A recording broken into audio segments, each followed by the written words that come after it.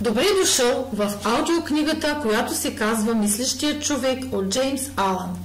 Аз съм Русанка Начева и ще чета тази аудиокнига за теб. Хубавото на аудиокнигите е, че могат да се слушат по всяко време. Препоръчвам ти да слушаш тази аудиокнига често, както и да прилагаш казаното в нея. В 200 принципа на Робин Шарма, 36-ти принцип гласи: прочети "Мислещия човек" от Джеймс Алън и прочети тази книга не само веднъж, прочети я и пак и пак. Книгата изобилства от вечна мъдрост за пълноценен и щастлив живот. Животът ни изцяло зависи от нашите мисли. Това е основната идея в тази книга, използвана по-късно в "Тайната" от Ронда Бърн. Истината винаги може да бъде казана с прости думи. Според Джеймс Алън, нашата сила е в умовете ни. Веднъж открита, за нея няма граници.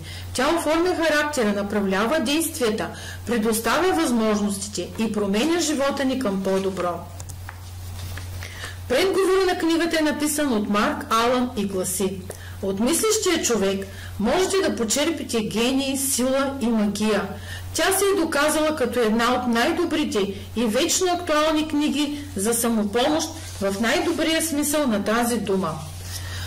По-подходящ термин би бил самоукриляване или самореализация. Тази книжка ни показва, че всеки от нас има заложби за велики дела и ни дава средствата, за да ги постигнем. Истината винаги може да бъде казана с прости думи, а изречена по този начин да окаже огромно влияние върху нас и коренно да промени живота ни. Истината може буквално да ни освободи от ограниченията, които сами сме си наложили. Джеймс Алън ни доказва, че ключът към личната ни сила е в умовете ни и ни дава инструкции как да използваме този ключ, за да достигнем до такива успехи и постижения, каквито не сме си представили. Аз открих "Мислещия човек" преди 20 години и до днес тя постоянно е с мен. Това е най-силната книга, която съм чел и е променила коренно живота ми. Препрочитал съм я десетки пъти, често, когато имам нужда от вдъхновение, я вземам и отварям на случайна страница. Докато простичките, но гениални думи на Джеймс Алън бавно проникваха в подсъзнанието ми, моят живот постепенно се промени към по-добро. Аз вече не правя неща, които не искам да правя. Вече се занимавам само с това, което обичам. Благодарение на "Мислещия човек" открих призванието, мисията и целта на живота си. Осъществих мечтите си за успех и реализация. Думите на Джеймс Алън са могъща пътеводна сила в живота ми и сега за мен е огромно удоволствие да ги споделя с вас. Редактирах книгата съвсем леко, като съм сменял думи, звучащи архаично или променили значението си с времето. Но това не променя принципите, описани в нея. Те са универсални и важат за всички хора, независимо от пол, възраст, раса, религия, социален статус и образование. Не знам дали Джеймс Алън е познавал будистката философия, макар че от написаното може да се предположи, че е изучавал както западната, така и източната мисъл. Преди 2500 години Буда е учил, че има 8 велики пътя към освобождаване и съвършенството, към един духовен свят на безупречна красота и съвършен мир, както го описва Джеймс Алън. Тези пътища са правилен поглед към нещата, правилно мислене, правилна реч, правилно действие, правилен начин на живот, правилно намерение, правилно усилие и правилна концентрация. Книгата е гениален обзор на пътя на правилното мислене и заедно с това засяга още няколко от другите пътища. Разбира се, възможно е Джеймс Алън да е достигнал до своята мъдрост изцяло чрез западната мисъл и собствените си разсъждения. За него е известно твърде малко и доколкото съм запознат, никой не знае източниците на невероятните му прозрения и съвети. Мислещият човек започва с едно кратко стихотворение: "Умът е силата върховна". В традицията на тибетския будизъм всяка книга започва по този начин и ако читателят не разбере стихотворението, значи няма смисъл да продължава да чете следващите страници, понеже то съдържа цялата мъдрост концентрирана в тях. Това важи и за мислещия човек. Ако разберете уводното стихотворение, значи сте разбрали същината на книгата и сте намерили ключа към личната реализация. Ключа, който може да освободи гения, силата и магията във вас. Наслаждавайте се на прекрасния дар на Джеймс Алън. В това скромно пакетче той е паковал едно непреходно, неизмеримо съкровище. Марк Алън. Мислещия човек от Джеймс Алън. Умът е силата върховна, която вае и създава. На битието наше скромно той облика присъщ придава. Добре ли или зле живеем, за всичко е виновен той. Чрез мисълта сами си носим беди и радости безброй. Мечти или копнежи тайни той може да осъществява, защото мислите животът като огледало отразява. Джеймс Алън. Въведение. Написах тази скромна книжка резултат от размишление и жизнен опит. Не с цел да създам пространствен трактат по толкова обсъжданата тема за силата на мисълта.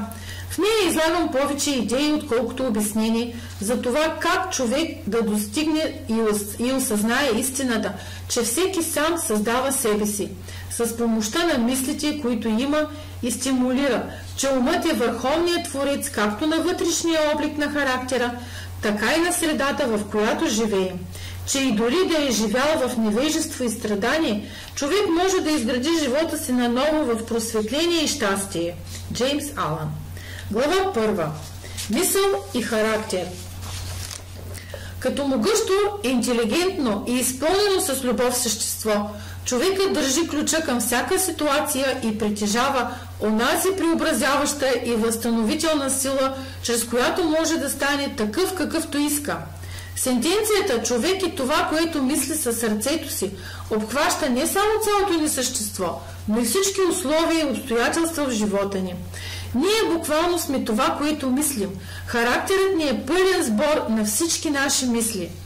Както всяко растение пониква от семе и не може да съществува без него, така всеки от нас се развива от скритите семенца на мислите си и не би могъл да се изгради без тях. Това важи както за съзнателните действия, така и за онези, които наричаме спонтанни и непремислени. Действието е цветът на мисълта, а радостта и страданието нейните плодове. Така събираме ние сладката и горчива реколта на онова, което сме посели. Това, което сме е проектирано и изградено в мислите и в нашето съзнание. Ако отглеждаме невежество или зли помисли, ще поженем болка. Ако мислите ни са здравословни и добродетелни, радостта ще ни съпътства, както сянката ни е неотменно до нас в слънчев ден. Човекът е същество, развиващо се закономерно, а не създадено изкуствено. И този причинно-следствен факт е също толкова абсолютен и нетърпящ изключения в скрития свят на мислите, колкото в света на видимите и материалните неща. Благородният и добър характер не е нещо дадено като награда или възникнало по случайност, а естествен резултат от продължителни усилия за правилно мислене.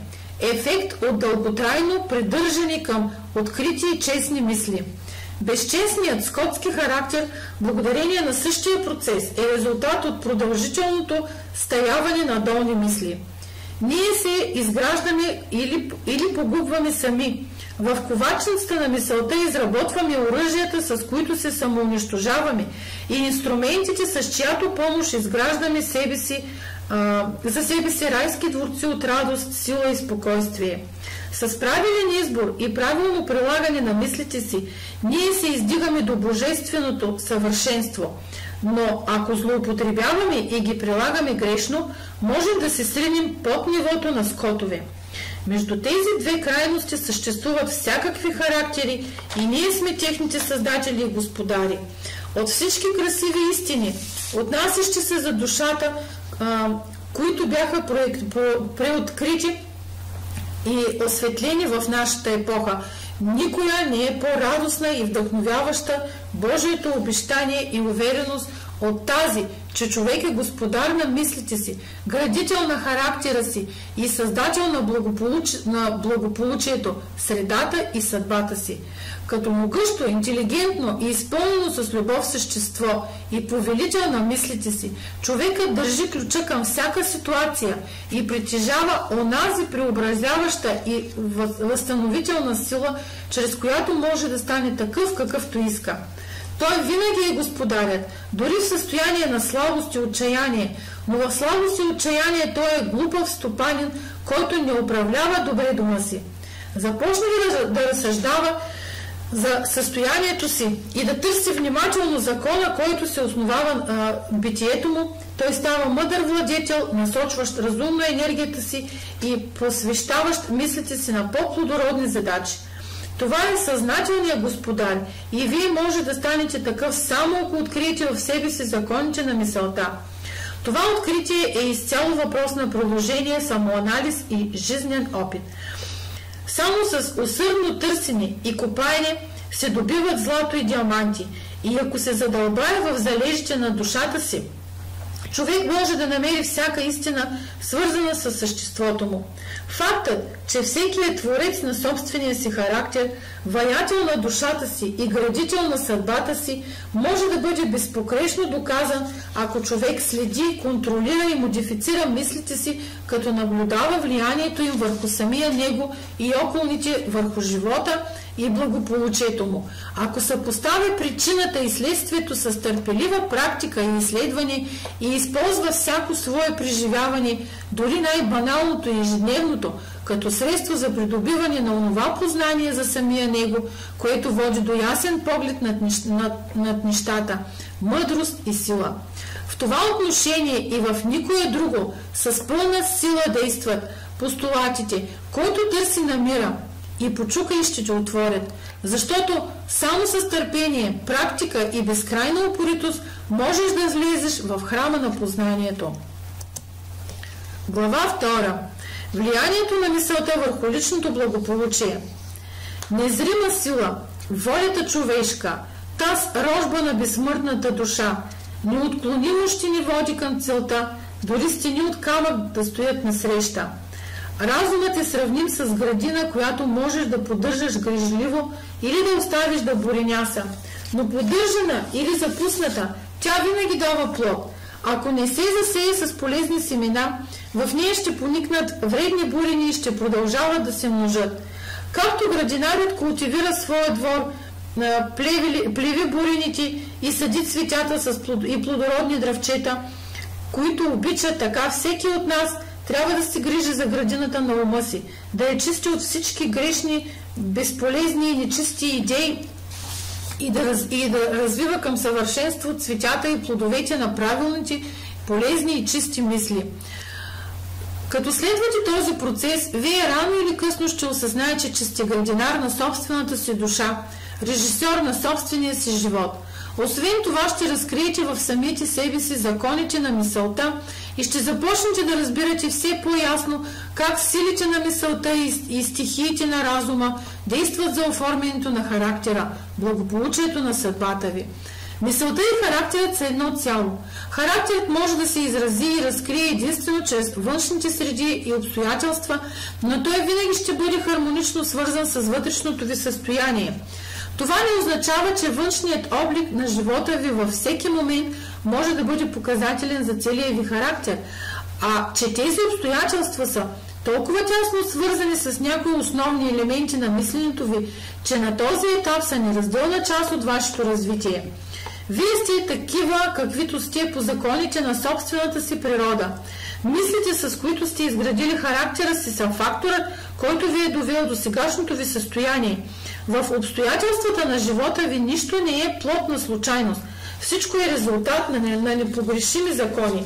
Това важи както за онези, които се чувстват не в хармония с обкръжението си, така и за онези, които са мир със самите себе си. Като прогресивно и развиващо се същество, вие сте стигнали до сегашното си състояние, за да се учите и растете. И когато научавате духовните уроци от всяко събитие, то отминава и повлича със себе си други. Човек страда от обстоятелствата, само докато възприема себе си като същество подвластно на външните условия. Но когато осъзнаете, че вие сте съзидателната сила и сте способни да управлявате процесите, които пораждат тези обстоятелства, тогава ще станете истински господар на себе си. Всеки, който е практикувал самонаблюдение и самоконтрол, знае, че обстоятелствата проистичат от мисълта, защото е забелязал, че всяка промяна в условията му на живот е правопропорционална на промяната на душевното му състояние. Това е толкова универсална истина, че когато сериозно се заеме да поправи недостатъците на характера си, човек постига незабавен напредък и бързо преминава през серия от промени. Душата привлича онова, което тайно желае, което обича, но и от което се бои. Тя достига висините на съкровените си копнежи и потъва в дълбините на постоянните си неосъзнати страхове. Обстоятелствата са начинът, по който душата получава своето. Всяко семенце, мисъл, посято или оставено да проникне в съзнанието, пропуска корени, израства и рано или късно разцъфтява в действие и дава плодове под формата на възможности и обстоятелства. Добрите мисли дават добри плодове, лошите дават лоши. Външният свят на обстоятелствата се оформя под въздействието на вътрешния свят на мисълта и както благоприятните, така и неприятните външни условия са фактори, които работят за доброто на индивида. Като събира това, което сам е засял, човек познава както страданието, така и блаженството. Следвайки най-съкровените си желания, стремежи и мисли, които сте допуснали да ви обладаят, вие достигате в крайна сметка до тяхното съзряване и осъществяване във външните условия на живота ви. Законите за развитието и реализирането важат за всичко. Човек не се озовава на улицата или в затвора по прищевките на съдбата или обстоятелствата, а по пътя на ниските си мисли и долни желания. По същия начин човек с чист ум няма да извърши внезапно престъпление под влиянието на някаква външна сила. Престъпната мисъл дълго е тайна в сърцето му и в часа на удобната възможност е проявила натрупаната си мощ. Условията не правят човека, те само го разкриват пред самия него. Не могат да съществуват такива обстоятелства, които да ни повлекат надолу към порока и свързаните с него страдания, ако не са собствени или порочни наклонности. Не съществуват и обстоятелства, които да ни извисят към добродетел, успех и чисто щастие, ако не сме култивирали дълго стремеж за добродетелност и благоденствие. Следователно, като господари на мислите си, ние сме съзидатели на самите себе си, проектанти и строители на средата си. При раждането душата излиза сама на света и с всяка стъпка при земното си скитане привлича тези комбинации от обстоятелства, които я разкриват, които са отражения на чистотата или нечистотата й, на силата или слабостта й. Ние не привличаме онова, което искаме, а онова, което сме. Нашите прищевки, влечения и амбиции срещат препятствия на всяка крачка, но най-съкровените ни мисли и желания се подхранват от собствената ни храна, била тя добра или лоша. Божествената сила, която оформя целите ни, е в нас самите. Тя е самата ни същност и така ние сме пленници на самите себе си. Собствените ни мисли и действия са тъмничарите на нашата съдба. Поробват ни и ако са недостойни, ако са недостойни. Те са и ангели на свободата. Освобождават ни, ако са благородни. Ние не получаваме онова, което желаем, за онова, което се молим, а това, което сме заслужили. Нашите желания и молитви се сбъдват и получават отговор, само когато са в хармония с мислите и действията ни. В светлината на тази книга, както тогава е значението на борба с обстоятелствата в нашия живот, това означава, че ние постоянно се съпротивляваме срещу едно следствие, а през цялото време пазим и поддържаме причината за него в сърцата си. Тази причина може да бъде под формата на съзнателен порок или несъзнателна слабост. Но каквато и да е тя упорито препятства усилията на притежателя си и спешно налага да се вземат мерки. Всички ние се стремим да подобрим условията си на живот, но не желаем да подобрим себе си и затова оставаме в безизходица. Ако се подложим на честно самонаблюдение, няма как да постигнем желанията на сърцето си. Това важи както за земните, така и за божествените неща. Ако единственият ни стремеж е към богатство, трябва да сме готови на големи лични жертви, преди да достигнем целта си. Това важи с още по-голяма сила и за онези от нас, устремени към стабилен и добре уреден живот. Да погледнем няколко примера. Има хора, които са на дъното на нищетата. Те отчаяно копнеят средата и домашния им комфорт да се подобрят, но през цялото време кръшкат от работа, мамят работодателите, защото възнаграждението им било недостатъчно. Тези хора не проумяват простите принципи, лежащи в основата на всяко благосъстояние. Те не само не са способни да се издигнат от окаяното си положение, ами привличат към себе си още по-тежки условия, като се подават на слаби, лениви, измамни мисли и действат в съгласие с тях. Има богати хора, които страдат от мъчителна и упорита болест в резултат на чревоугодничество. Те са готови да платят големи суми, за да се отърват от нея, но не желаят да се откажат от вредния навик да се тъпчат с храна. Искат хем да задоволяват апетита си с прекомерни количества луксозна храна, хем да имат крепко здраве. Такива хора никога няма да го постигнат, защото не разбират първия принцип за здравословния живот. Има работодатели, които използват разни хитрини, за да не заплащат справедливо труда на работниците си, като се надяват на по-големи печалби за сметка на намалените надници. Такива хора никога няма да постигнат просперитет, а когато банкротират и загубят добрата си репутация, обвиняват обстоятелствата, без да осъзнаят, че те сами си ги създават. Представям тези три примера, само за да илюстрирам истината, че хората сами предизвикват обстоятелствата и че макар да се стремят към по-добри цели, те постоянно осуетяват постигането им, като насърчават в себе си мисли и желания, които не могат по никакъв начин да се хармонизират с тях. Такива случаи могат да се опишат много и най-разнообразни, но не е необходимо, понеже всеки би могъл при достатъчно желание да проследи действието на законите на мисълта в собствения си ум и живот. И докато това не бъде сторено, простите външни факти не могат да служат като основание за разсъждение.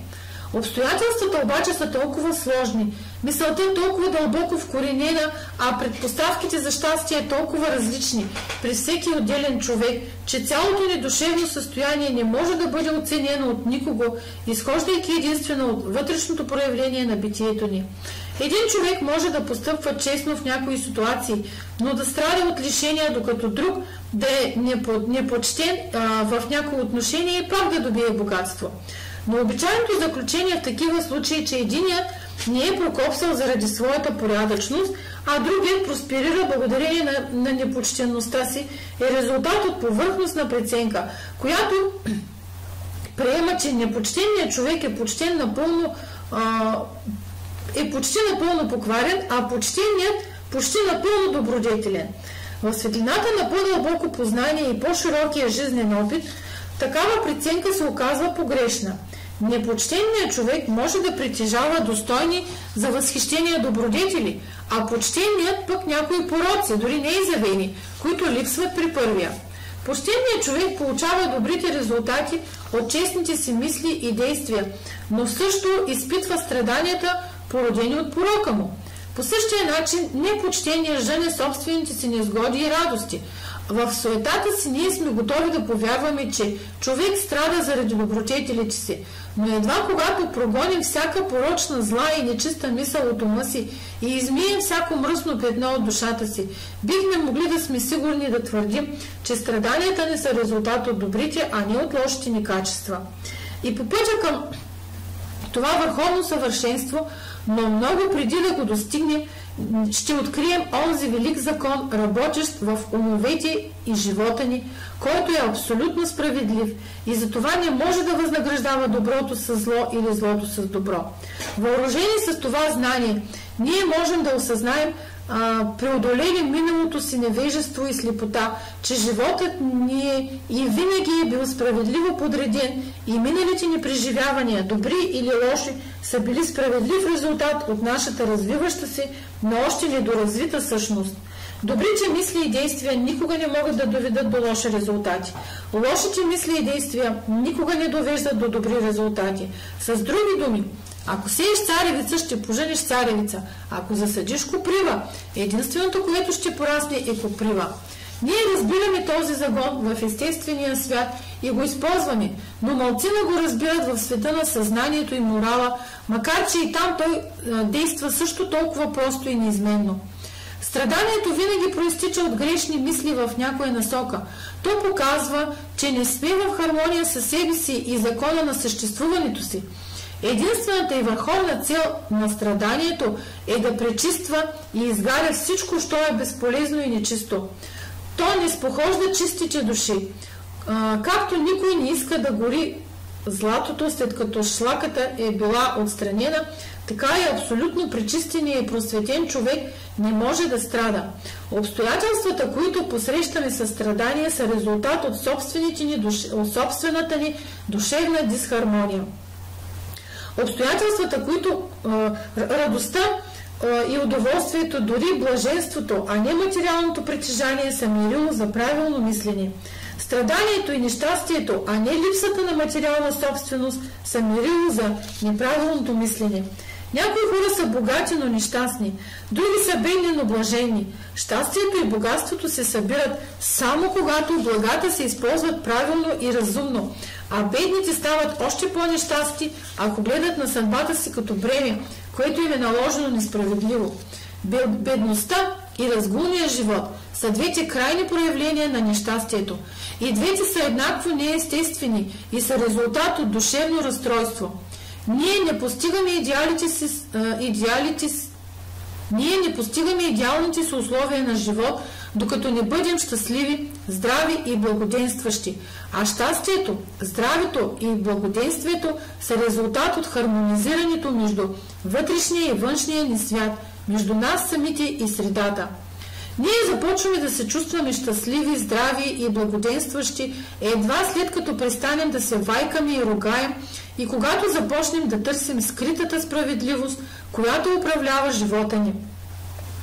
И докато се учим да настройваме умовете си към този регулиращ фактор, преставаме и да обвиняваме другите, че са причина за състоянието ни и се изграждаме с силни и здравословни мисли. Преставаме да роптаем срещу обстоятелствата и започваме да ги използваме като средство за постигане на по-добър напредък и за откриване на скритите сили и възможности в нас. Редът, а не хаосът, е върховният принцип на Вселената. Справедливостта, а не неправдата, е душата и същността на живота. И добродетелността, а не покварата, е формиращата се движеща сила в духовно управление на света. Затова трябва да поправим себе си, за да разберем, че Вселената е правилно устроена и в този процес ще открием, че като променяме мислите си към света и другите хора, светът и хората ще се променят спрямо нас. Доказателството за тази истина е, че във всеки човек и може да бъде проверена лесно чрез системата интроспекция или самоанализ. Нека да променим коренно мислите си и с удивление ще установим каква бърза промяна в материалните условия и живота ни ще проистече от това. Ние смятаме, че мислите не могат да останат в тайна, но не е така. Те бързо изкристализират в навици, а навиците се реализират в обстоятелствата. Лошите мисли изкристализират в навици на пиянство и озлобеност, които се реализират в обстоятелства на беди и страдания. Разрушителните мисли под всякакъв вид изкристализират в агресивни и изтощаващи навици, които се реализират в неблагоприятни обстоятелства. Мислите на страх, съмнение и нерешителност изкристализират в навици на слабост и непоследователност, които се реализират в обстоятелства, носещи неуспех, бедност и зависимост. Мислите на леност изкристализират в навици на нечистота и нечестност, които се реализират в обстоятелства на мизерия и бедност. Мислите на омраза и укор изкристализират в навици на обвинения и насилие, които се реализират в обстоятелства на нараняване и преследване. Егоистичните мисли изкристализират в навици на себичност, които се реализират в обстоятелства на самотност и несрета. От друга страна, красивите мисли от всякакъв вид изкристализират в навици на доброта и нежност, които се реализират в благоприятни, даващи по пътен вятър обстоятелства. Конструктивните мисли изкристализират в навици на увереност и самоконтрол, които се реализират в обстоятелства на мир и спокойствие. Смелите, самоуверените и решителни мисли изкристализират в силни и продуктивни навици, които се реализират в обстоятелства, носещи успех, изобилие и свобода. Енергичните мисли изкристализират в навици на активност и творчество, които се реализират в обстоятелства, носещи удоволствие и развлечение. Добрите и незлобливи мисли изкристализират в навици на загриженост, които се реализират в безопасни и здравословни обстоятелства. Мислите на любов и самоотвършеност изкристализират в навици на саможертва, които се реализират в обстоятелства на траен просперитет и истинско богатство. Определена нишка на мисли, добри или лоши, следвана последователно, скоро дава своите резултати в характера ни и обстоятелствата. Ние не можем да определяме развитието на живота си пряко, но можем да избираме мислите си и така косвено, но сигурно да оформяме обстоятелствата. Природата работи с нас и чрез нас, като ни възнаграждава за мислите, които най-много насърчаваме в себе си и ни предоставя възможности, които бързо изкарват на повърхността както добрите, така и разрушителните мисли.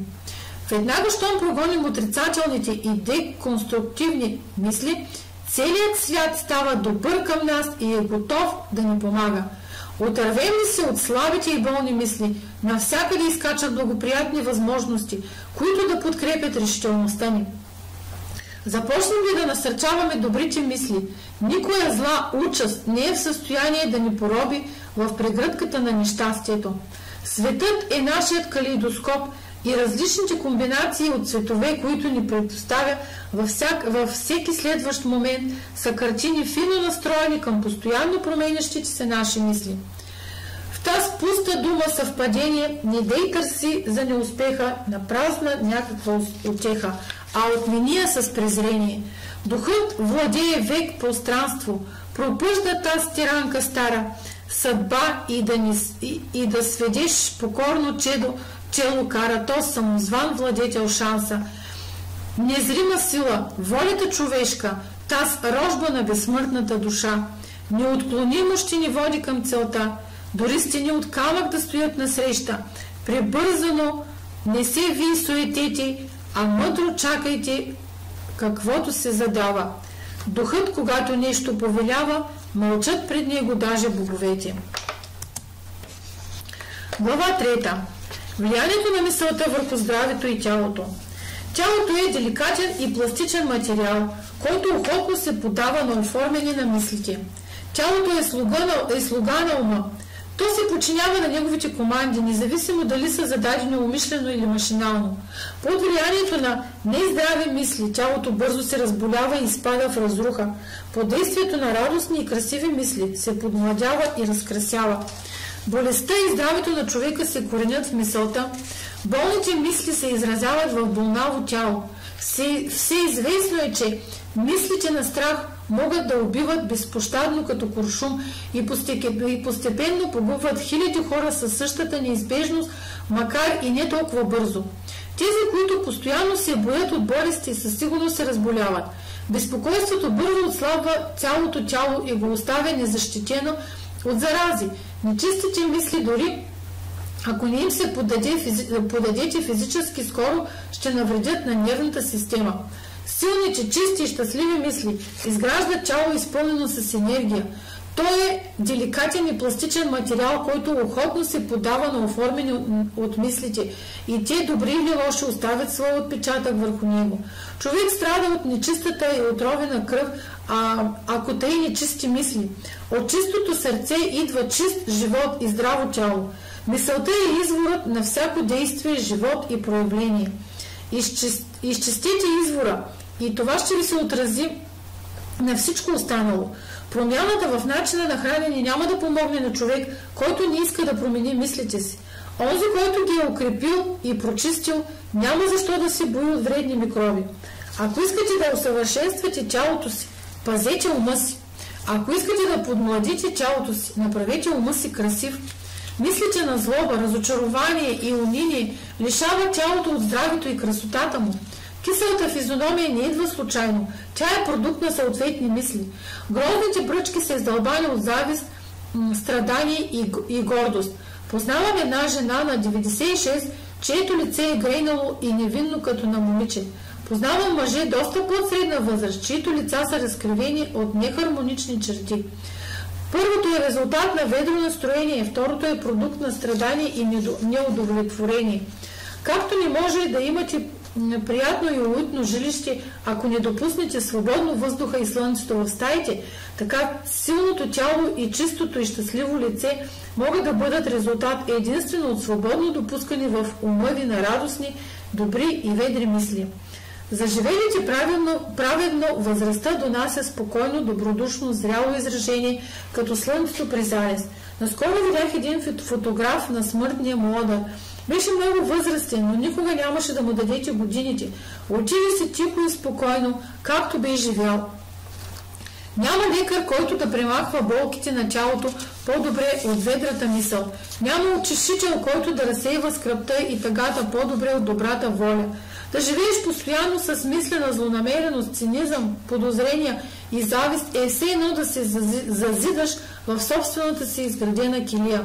Но да мислиш добро за всичко, да се радваш на всичко търпеливо, да се научиш да виждаш хубавото във всичко. Такива неегоистични мисли носят безкрайен мир на притежателя им.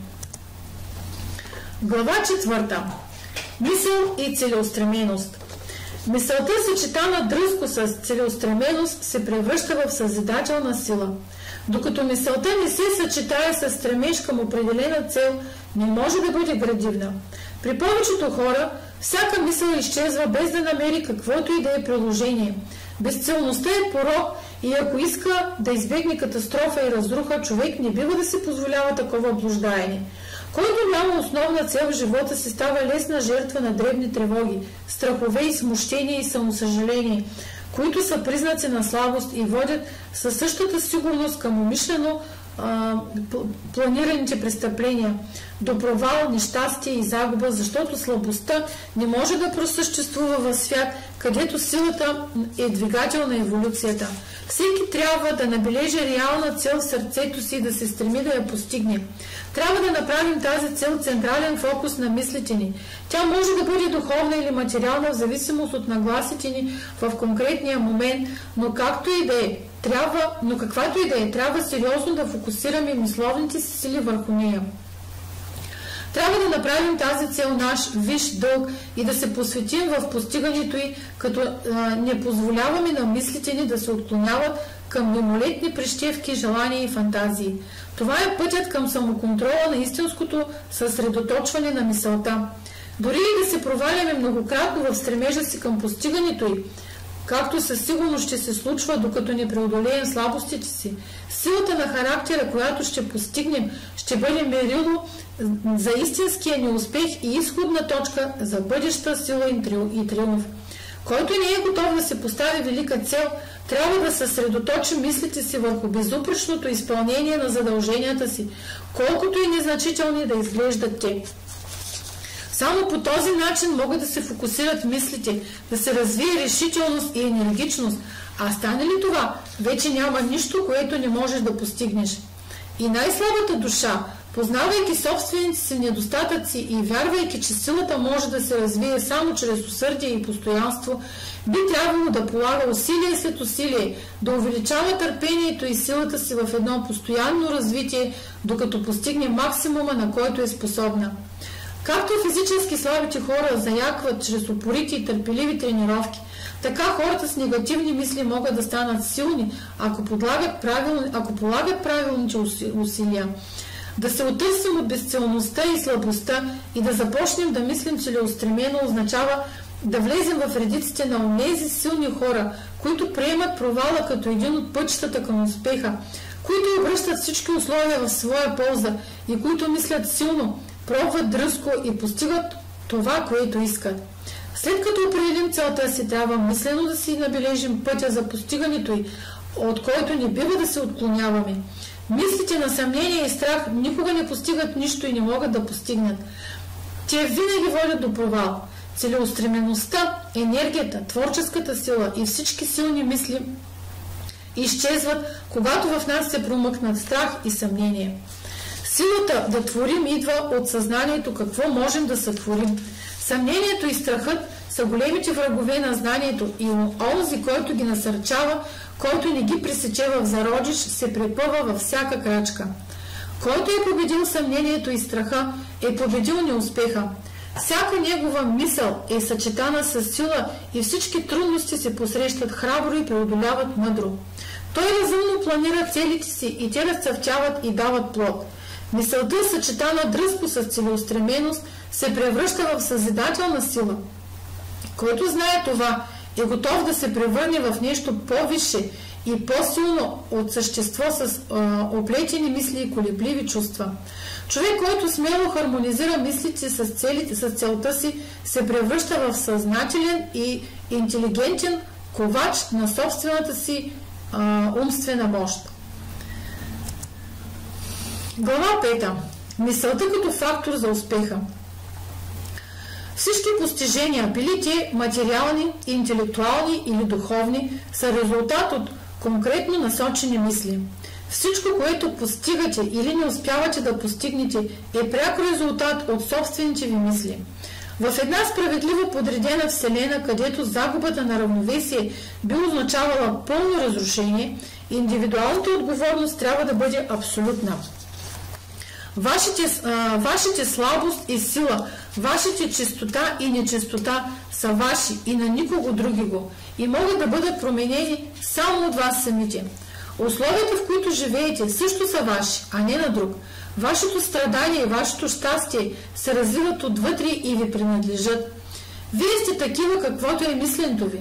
По-силните хора не могат да помогнат на по-слабите, освен ако последните не поискат да им се помогне. И дори тогава по-слабия трябва да стане силен с собствени усилия.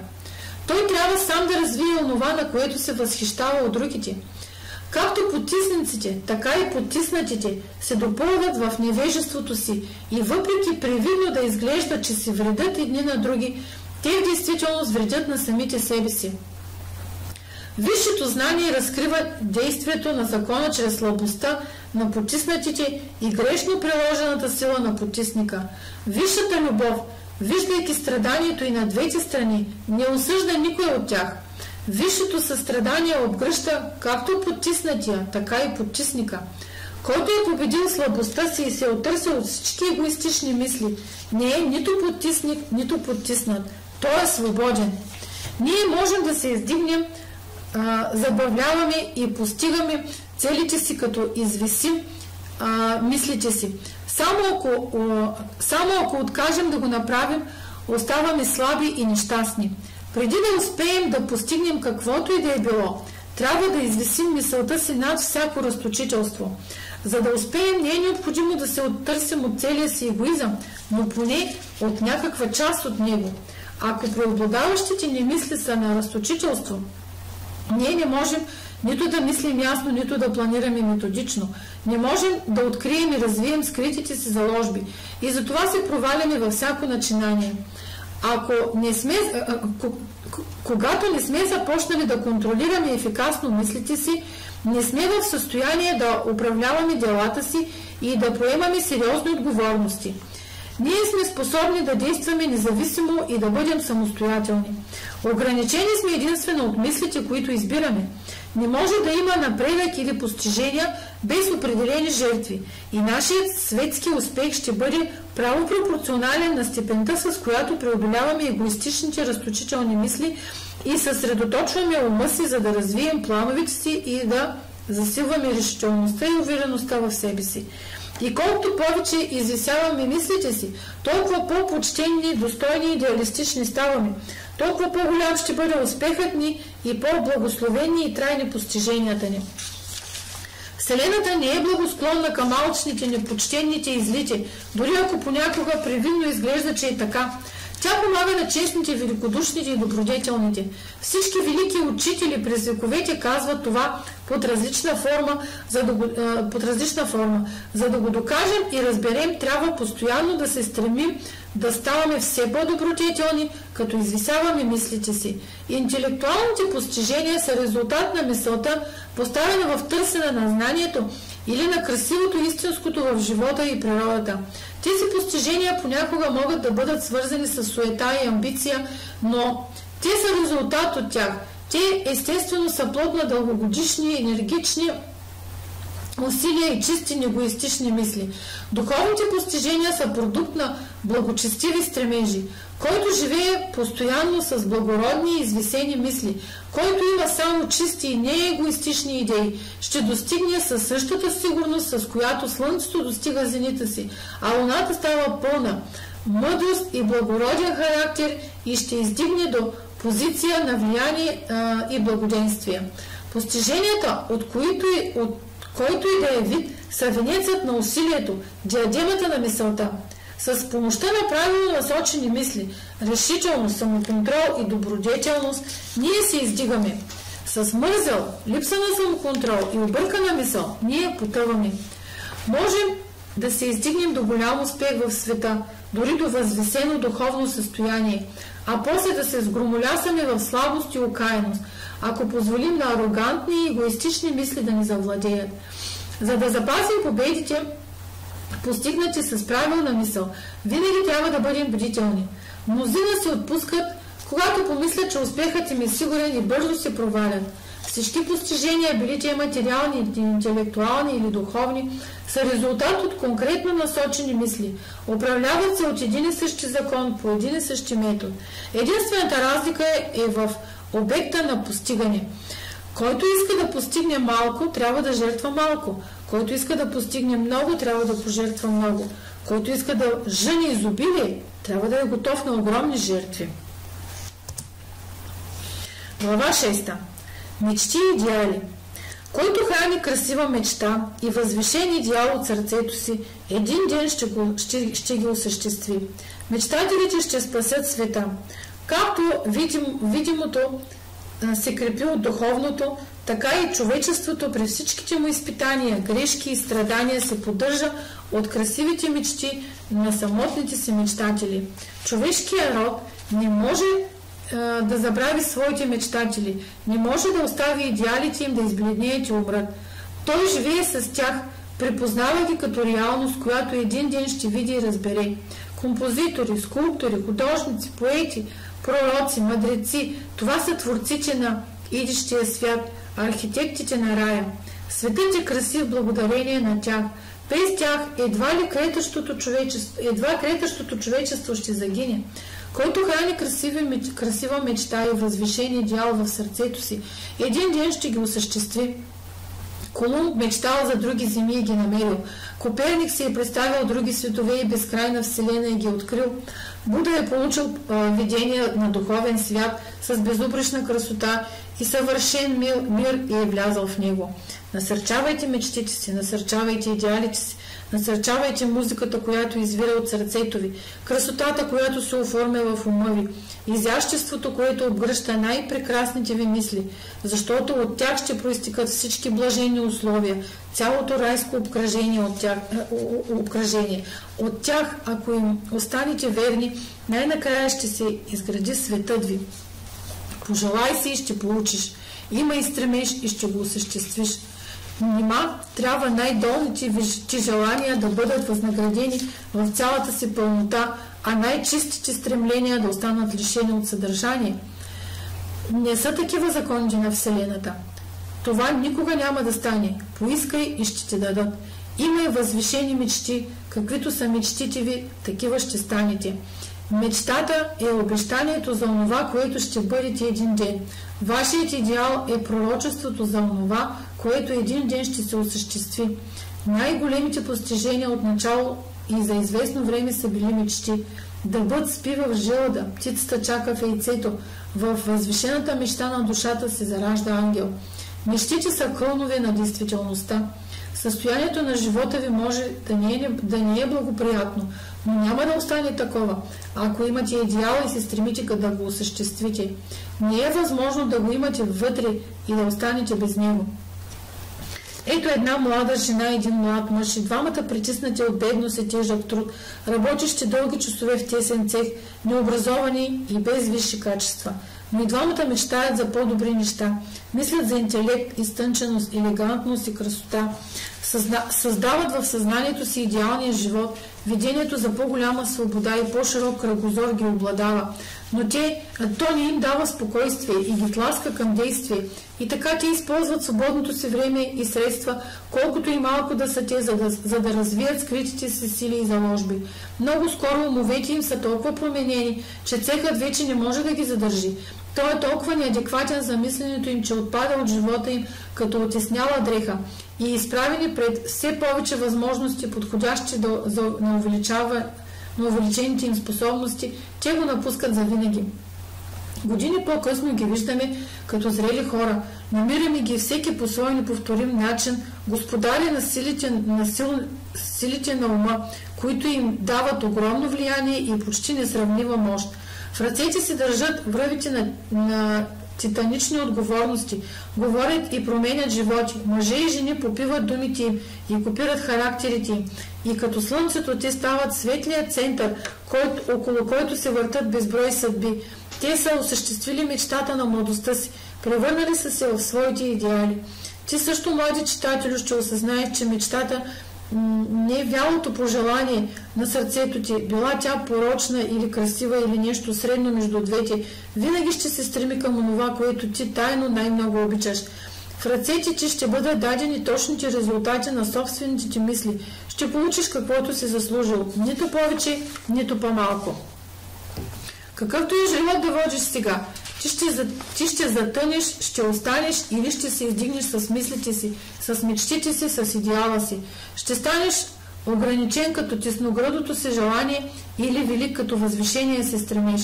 Както красиво го е казал Стантън Кархам Дейвис, може да водиш бакалски сметки, но в един момент ще излезеш през вратата, която дълго е изглеждала непреодолима бариера пред идеалите ти и ще се озовеш пред публика, все още с писалката зад ухото и петната от мастило върху пръстите.